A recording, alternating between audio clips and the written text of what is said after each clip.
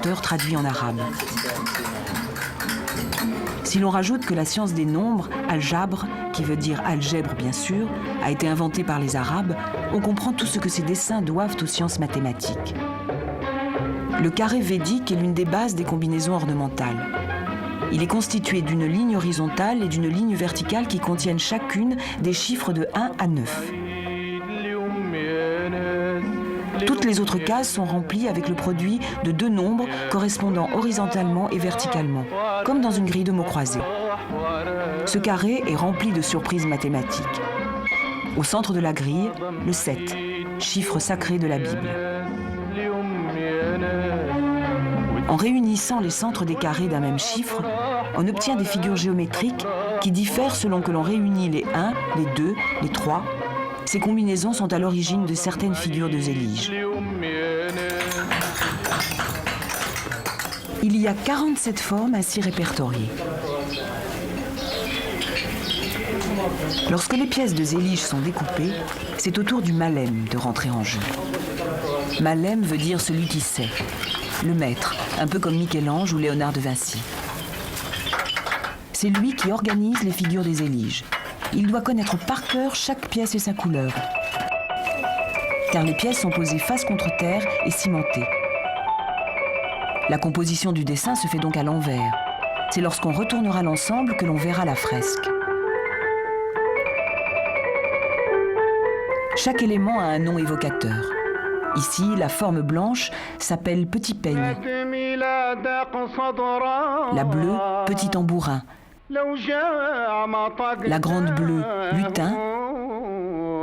La jaune, amande. Ce motif se nomme les yeux noirs penchés sur le côté. Et celui-ci, très répandu, sa main dans la main de son frère. Les figures de base sont toujours les mêmes et elles ont un sens. Le carré représente la terre et les 4 éléments. Le triangle isocèle, l'étoile de David ou le sceau de Salomon. Le cercle, c'est le soleil. L'art des malem est de créer à partir de règles rigoureuses. Leur ambition est d'inventer toujours de nouvelles constellations, constituées de toutes sortes de bouquets d'étoiles. Il faut parfois plus d'1 an pour créer un motif. Et comme des tableaux de maître, les motifs des Zéliges s'étudient, se transmettent.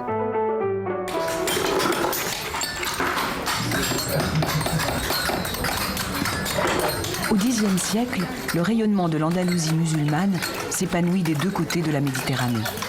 Les savants arabes se lisent et se traduisent en latin dans l'Europe du Moyen-Âge. Avec l'Inquisition et la conquête de l'Andalousie, les Arabes et les Juifs ont dû quitter l'Espagne catholique. Beaucoup se sont établis au Maroc. Ils ont emmené avec eux la richesse de leur culture.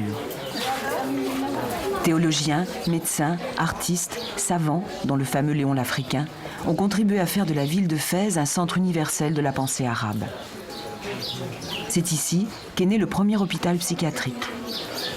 Tous les vendredis, on y jouait de la musique pour soulager les patients.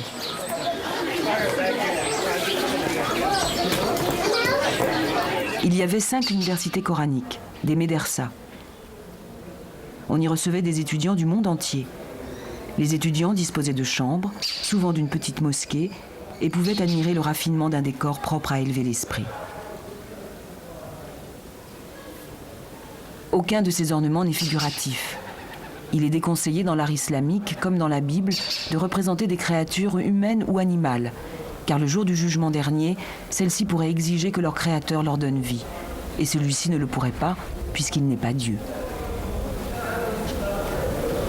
Autrefois, on contournait l'interdiction en représentant des personnages qui ne sont pas en mesure de demander la vie, comme ces hommes qu'on a décapités d'un trait noir.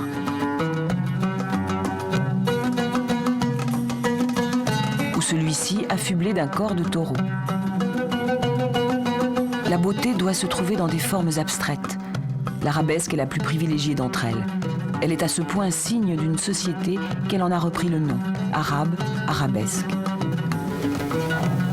Ces volutes compliquées s'épanouissent dans les patios, protégées des regards. À l'inverse de la maison occidentale, la maison arabo-andalouse est tournée vers l'intérieur. Plus que le mobilier ou les bibelots, C'est l'ornement des murs, des plafonds et des sols qui décorent la maison.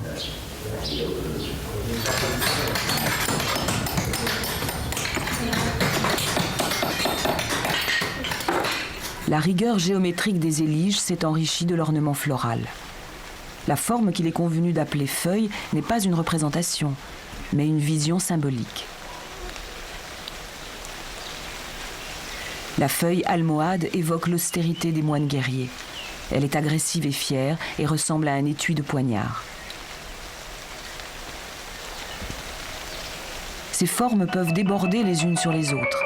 La feuille devient coquille ou pomme de pin, s'échappe du réalisme vers l'abstraction.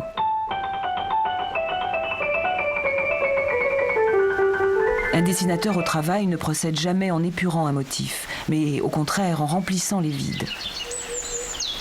L'ombre, la lumière et le relief seront donnés par la couleur. Tout l'art ensuite est dans la multiplication et la juxtaposition des motifs.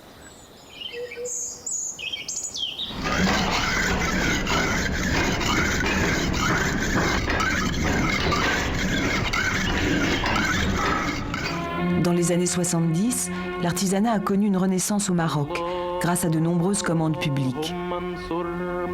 C'est avec les maîtres artisans que s'est construite la grande mosquée de Casablanca, qui témoigne d'un talent toujours actuel. Ces grands travaux ont contribué à redonner aux Malem leur statut de créateur. La pratique de l'art arabo-andalou s'est peu à peu perdue au fil du temps. Mais le savoir-faire des Malem s'est transmis jusqu'à aujourd'hui. Les artisans sont une corporation aisée et respectée. Un mètre carré de zélige se vend environ 4 000 francs. Les artisans représentent 20% de la population active. C'est un corps de métier presque mythique. Depuis des siècles, ils écrivent sur les murs des villes la mémoire d'une civilisation. La transmission du savoir est continue. Comme au temps de la splendeur arabo-andalouse, les maîtres artisans forment des apprentis, les Malem de demain. Il leur faudra parfois plus de 20 ans pour pénétrer le secret des mosaïques. C'est à eux que semblent destinés les vers du poète. Prends ton pinceau cette nuit et dessine ton étoile lumineuse, puis va dormir. Des ailes pousseront à l'étoile et quitteront à l'aube la blancheur de la feuille. كسبوا من الأموال كتر على عزهم لفداهم ليام تمرض طبرا والصبر ودواه.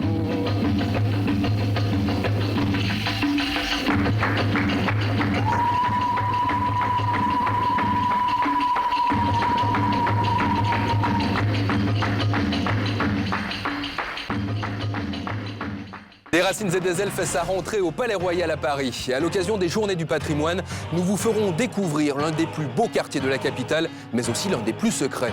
Le cardinal de Richelieu, le roi Louis-Philippe, comme les écrivains Colette et Cocteau, y ont habité au fil des siècles. Au cœur de ce Palais Royal, la Comédie Française, dont nous vous raconterons la passionnante histoire. Une troupe unique au monde, créée par Louis XIV, et dont les traditions et les rituels remontent au XVIIe siècle. Nous vous entraînerons dans les coulisses de la maison de Molière, suivre la préparation d'une pièce légendaire, Cyrano de Bergerac. Dans les ateliers du théâtre, les décors et les costumes signés Christian Lacroix prendront forme sous les yeux des comédiens.